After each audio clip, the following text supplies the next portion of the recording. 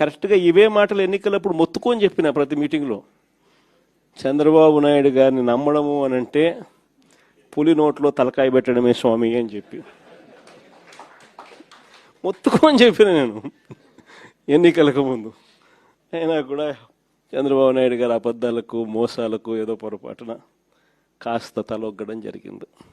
ఈరోజు ఎన్నికలు అయిపోయాయి, 2 ఏళ్ళు అయిపోయింది, 3వ బడ్జెట్ కూడా ప్రవేశపెట్టినాడు. ఇక మిగిలినటి 2 బడ్జెట్లు.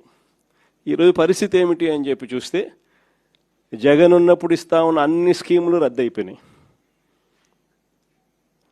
జగన్ ఇస్తాడన్న స్కీములు కాక సూపర్ 6 సూపర్ 7 అన్నోడు ఎన్నికలు అయిపోయిన 2 ఏళ్ళ తర్వాత పరిస్థితి ఏమిటి అని చెప్పి చూస్తే జగన్ ఇస్తా ఉన్న స్కీములు అన్నీ పూర్తిగా రద్దయిపోయినాయి.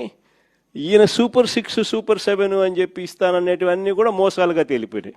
మన హయాంలో మనం దాదాపుగా 3,30,000 కోట్ల రూపాయలు మనం అప్పులు తెస్తే 5 ఏళ్ళు కలిపి 3,30,000 కోట్లు అప్పు చేస్తే అందులో 2,73,000 కోట్లు నేరుగా బటన్లు నొక్కడం, నా అక్క చెల్లెమ్మల కుటుంబ సభ్యుల ఖాతాల్లోకి నేరుగా వెళ్ళిపోవడం.